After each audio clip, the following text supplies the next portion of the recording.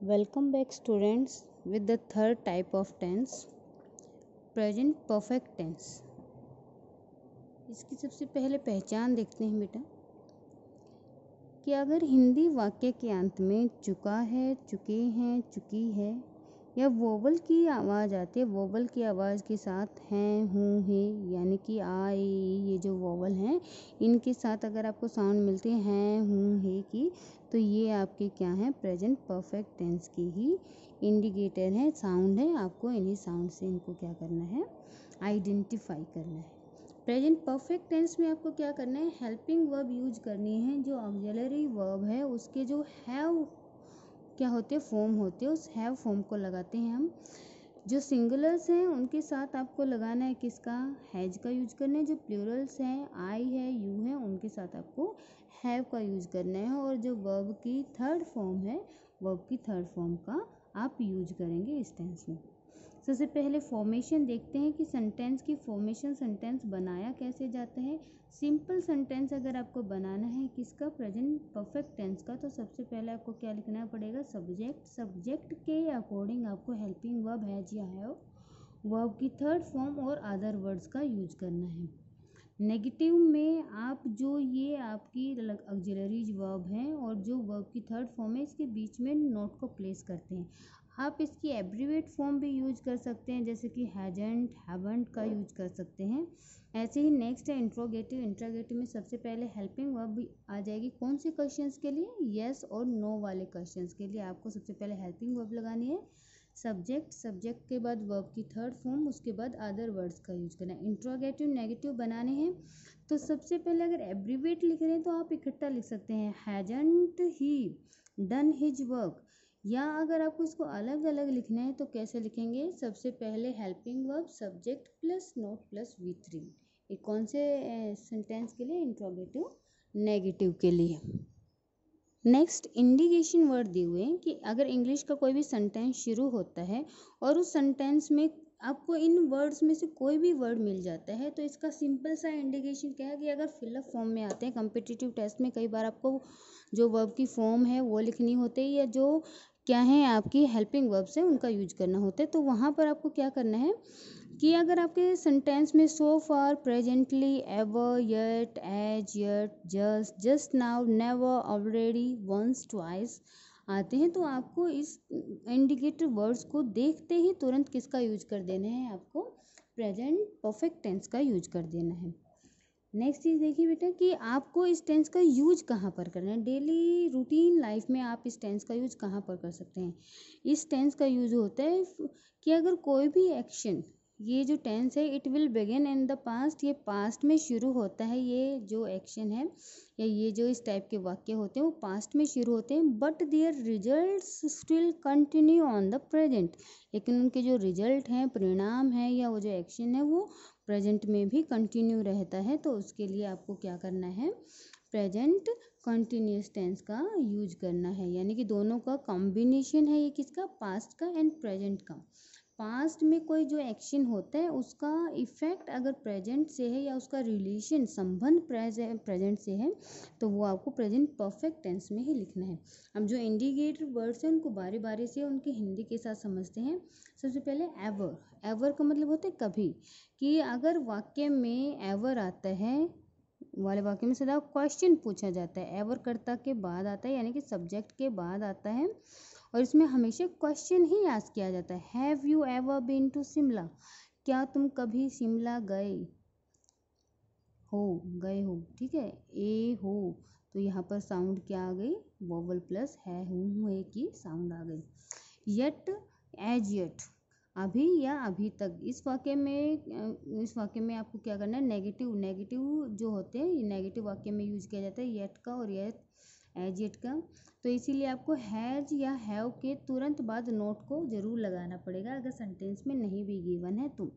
जैसे कि यहाँ पर he has not return from Delhi yet, yet लिखा और मान लो यहाँ पर क्या है, अगर मिसिंग वर्ड्स हैं या फिर आपको सेंटेंस में एरर दिया जाता है तो आपको ये ध्यान रखना है कि येट या एज येट अगर सेंटेंस में है और वहाँ पर नोट प्लेस नहीं किया गया है तो आपको नोट को प्लेस करना पड़ेगा, नोट लगाना पड़ेगा।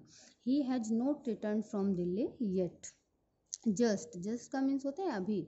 इसका यूज हेल्पिंग जो वर्ब होती है उसके तौर पर भी होता है, और ये किसके बीच में आता है, जो मेन वर्ब है उनके बीच में लिखा जाता है। हेल्पिंग वर्ब और जो मेन वर्ब है उसके बीच में आप जस्ट को लिखते हैं, और इसका वाक्य, इस सेंटेंस का यूज किस में होता है, सिंपल सेंटेंसेज में ही होता है, अफर्मेटिव सेंटेंसेज में होता है। Look at the sentence, he has just come back from school. ये है आपकी मेन वर्ब, ये है आपकी हेल्पिंग वर्ब। इनके बीच में किसका यूज हो रहा है, जस्ट का यूज हो रहा है। जस्ट नाउ, इसका यूज हमेशा कहाँ पर होता है, सेंटेंस के एंड में होता है। इसकी प्लेसिंग के बारे में बता रहा है कि इसकी प्लेसिंग कहाँ पर होती है, सेंटेंस के एंड में होती है जस्ट नाउ की। I have learn this poem just now, अभी अभी मैंने इस पोएम को याद किया है। या है, आ के साउंड है और उसके साथ है, तो ये आपका क्या है, प्रेजेंट परफेक्ट टेंस है। नेक्स्ट है सोफा। सोफा का मतलब होता है अभी तक। इसकी प्लेसिंग भी कहाँ पर होती है, सेंटेंस के एंड में होती है। और ये जो सेंटेंस है दोनों टाइप से आ सकता है, किसमें, सिंपल फुल स्टॉप वाले सेंटेंस में, और नेगेटिव सेंटेंस में भी आप सोफा का यूज कर सकते हैं। I have solve the question sofa, तो आपको यहाँ पर सोफा मिल गया, तो यहाँ पर जो आपकी प्लेसिंग होगी सेंटेंस की या वर्ब की, वो क्या होगी, हैज़ या हैव प्लस V3 होगी। Next presently. प्रेजेंटली का हिंदी जो ट्रांसलेशन होता है हाल ही में। I have travelled in an aeroplane presently. यहाँ पर प्रेजेंटली का मतलब इस समय नहीं है, बल्कि हाल ही में, यानी कि कुछ एक दिन पहले मैंने क्या किया है, मैंने ट्रेवल किया है एरोप्लेन में। नेक्स्ट है नेवर एंड ऑलरेडी।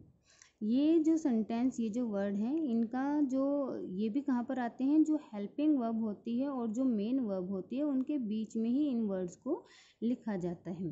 जैसे कि I have never seen a जू, यहाँ पर मेन वर्ब और जो हेल्पिंग वर्ब है उसके बीच में प्लेस हो रहा है किसका, नेवर का। I have already seen this film, main verb और हेल्पिंग वर्ब के बीच में ऑलरेडी लिख दिया। नेक्स्ट देखना कि नेवर और जो ऑलरेडी होते हैं वो ऐसे सेंटेंसेस को प्रेजेंट परफेक्ट और पास्ट परफेक्ट दोनों में लिखा जा सकता है। यानी कि आप इनमें जो ऑलरेडी है, ऑलरेडी में यहाँ पर हैड भी लिख सकते हैं, यहाँ पर भी आई हैड आ सकता है। तो ये सारा डिपेंड करेगा किस चीज़ के ऊपर, आपके साउंड के ऊपर, कि आपकी जो साउंड है वो प्रेजेंट की है या पास्ट की है। तो इनको ऑलरेडी और नेवर को आप दोनों में ही लिख सकते हैं, पास्ट परफेक्ट में भी और प्रेजेंट परफेक्ट में भी। इनकी इंडिकेशन है, स्पीकिंग करते वक्त जो साउंड है उसको आपको ध्यान रखना है। अब नेक्स्ट देखिए बेटा, वंस एंड ट्वाइस। एक चीज़ को ध्यान रखें कि वंस एंड ट्वाइस अगर आपके सेंटेंस में अकेले आते हैं, जैसे कि ओनली वंस, ट्वाइस, अगर ये सिंगल आते हैं तो आपको यूज करना है प्रेजेंट परफेक्ट टेंस का। क्या करना है, I have seen the red for only once, मैंने सिर्फ एक बार टेंस को। और अगर वंस और ट्वाइस के साथ क्या आता है, a week, a month, a year आता है, तो आप उसमें किसका यूज करेंगे, प्रेजेंट इंडेफिनिट टेंस का यूज करेंगे। क्योंकि अगर आता है twice in a week, it means वो एक हैबिट हो जाती है, एक हैबिचुअल एक्शन को रिप्रेजेंट करता है। इसीलिए ये ध्यान रखना कि वंस और ट्वाइस अगर अकेला आता है तो प्रेजेंट परफेक्ट, और अगर इनके साथ a week, a month, a year आता है तो आप प्रेजेंट इंडेफिनिट टेंस का यूज करेंगे। अब कई बार क्या होता है, जो सिंपल पास्ट टेंस होता है और प्रेजेंट परफेक्ट टेंस होता है उनमें कन्फ्यूजन होता है। तो उन कन्फ्यूजन को आप एक बार यहाँ पर क्लियर करके देखिए कि अगर पास्ट में किसी एक्शन का टाइम दिया हुआ है, यानी कि पास्ट का कोई भी एक्शन है, अगर उसका टाइम गिवन है तो हम सिंपल पास्ट टेंस का ही यूज करते हैं।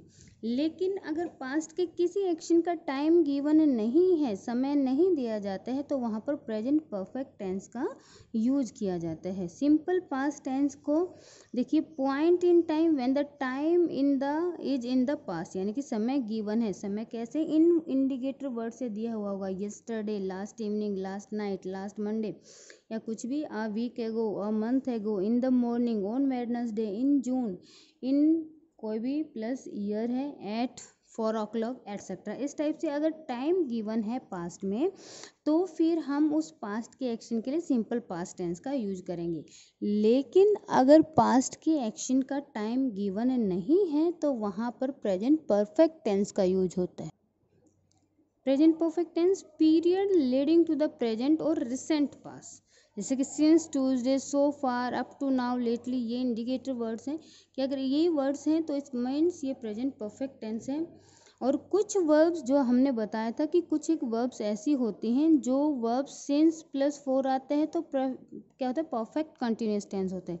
लेकिन कुछ एक वर्ब्स ऐसी होती हैं जिनको हम कंटिन्यूस फॉर्म में नहीं लिख सकते। इट मीन्स जो कंटिन्यूस फॉर्म में नहीं लिखी जाएंगी वो किस में लिखी जाएंगी, उस टेंस से पहले वाले पार्ट में लिखी जाएंगी। अगर कंटिन्यूस में नहीं लिखी जाएंगी तो सिंपल प्रेजेंट या सिंपल पास्ट में, और जो परफेक्ट कंटिन्यूस में अगर उसकी इंडिकेशन गिवन है तो वो परफेक्ट टेंस में लिखी जाएंगी।